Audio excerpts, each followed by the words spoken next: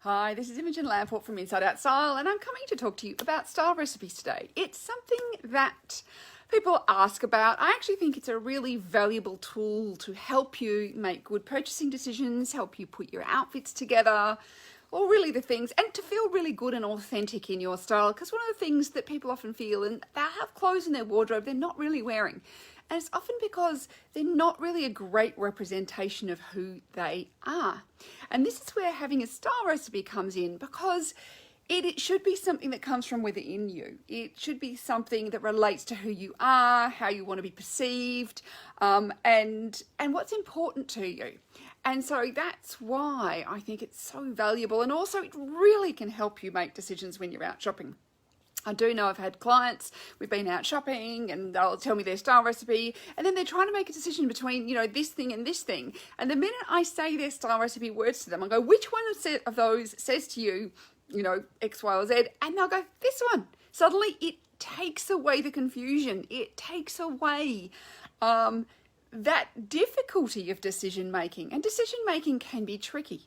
So I wrote a post about how to use your pets as inspiration to create your style recipe, and I used my lovely whippets as an example to help you kind of get you thinking about how you could apply your own pets to your style recipe if that's something you wanted to do. So what I did is I looked at both them physically and their personalities. And what is it that appeals to me about them? Because of course, we tend to choose pets that there's something about our pets that really appeals to us about them. So I have two lovely whippets, Bow and Arrow. And one of the things, I've always had whippets over my lifetime. They're a dog that really appeals to me. The first one came to me actually as a stray, so I'd never had any experience of them, but I discovered that they were my perfect dog. They are quite what I call the cat dog. They're kind of quite a little bit individual, very independent, and I am very independent as a person as well. They are sleek and they don't have a lot of extraneousness to them. I feel like they're this functional art, and I really love functional art. Like, they're built for speed, and when you see them running, they are incredibly beautiful. They may look a little bit gangly and funny if you're just looking at them regularly, but when you see them running, it's like you can see why they are built the way they are. And I really like that. I love the idea of things being very functional, but also beautiful. And so that's something that really appeals to me as far as my style recipe goes. All my clothes have to be really functional. If they're beautiful, but they're not functional, they just start annoying me. So that's something I need to think about in my style recipe.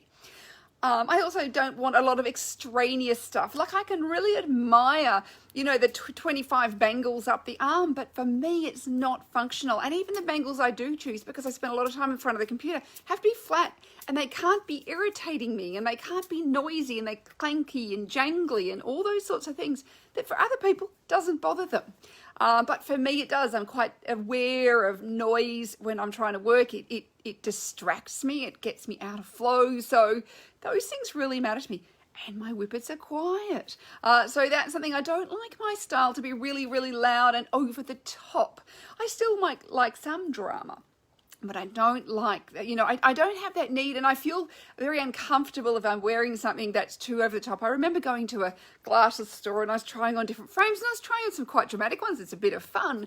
And the guy in there was going, oh, that is really great. You should get those ones. And I'm going, no, I actually feel I want these slightly quieter ones, because those ones feel like costume to me. It's too much for me. And it would suit somebody else, but for me, it's too much. And I think, many of my glasses are still quite, they're not the most quiet glasses, but I like that little bit of quirk, that little bit of individuality. And that's one of those things too that my dogs remind me of. They're a little bit quirky and individual. They're their own little, personalities as well. And they are actually, the two of them are a little bit different from each other. They have quite different personalities. One's Mr. Grumbles, because he makes funny grumbling noises. And then Bo is little Miss Smoocher, because she really loves to talk to people as well. And so part of that is that, like, they're soft and cuddly. And I really love fabrics to be very soft. Like, this is cashmere. I really like the feeling of very soft and comfortable clothing and fabrics. I really don't like stiff and hard fabrics. So that's something I avoid. So there we've got that touchableness of the dog's fur. And because whippets are incredibly soft, and how I like my clothes to feel. So you can see that I'm starting to get different elements of my dogs and their personalities and how they behave, and interpret that into my clothing. And how I interpret that, of course, comes down to what does it mean to me. So I like a non-barking dog, they're really fairly quiet. They do bark sometimes, usually when they want to have a play. So that's that's when I'm more out there. When I want to have a play, I'm a bit louder, but otherwise I can be very quiet. They're quite self-contained, and I would say my personality is also very self-contained as well. I've often been told I'm intimidating as well. That's something people have said to me all my life, and I think that's just who I am. It's my personality. So I try not to look intimidating. So this is where, I don't think the dogs look intimidating in the slightest. They're not the kind of big, aggressive looking dog. I don't need a large, I'm a really tough dog sort of thing. They're certainly not intimidating in their appearance, and I don't like to have an intimidating appearance either. I want to look more friendly and approachable, because really I'm here to help people. And so I really love to, to not look intimidating, because often people find my personality, it's a little bit, I have been told that way, quite intense, I'm told. It's just because I'm really quite focused on what I'm doing most of the time. I don't need to be intense, and I know I have resting bitch face if I'm not careful as well. It's usually because I'm actually inside my head and I'm not thinking about the outside world, and that's just my resting face. But it comes across as, not happy. I've been told to smile on many occasions when walking down the street by people, and that the world will not end. And it's like, I was actually just thinking about something. There is nothing wrong. But yes, it is one of those things, that's where outward perception. So it is part of a style recipe is also to help people, perceive you in a way that you want. And so one of the things I want to be perceived as is approachable and friendly, so that my clients feel that they can trust me, and they feel comfortable around me, and they can open up, and all those sorts of things that I think is very important in what I do as far as work goes. So they're just like so if you've got an animal, why don't you think about, if you've got a pet and you really love that pet, why don't you think about maybe how they and their personality might be influencing, what you love, because usually it's like what we surround ourselves with does relate to us as a person. And so thinking about, well, what are their aspects that I really love that I can then take that and turn that into something that might be an inspiration in my style recipe.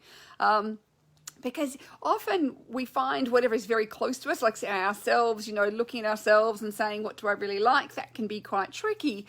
But when we are looking at something a little bit more external, it's often easier to see the positives. It's easier to see what is good. It's easier to see the strengths and all those sorts of things that we sometimes miss in ourselves.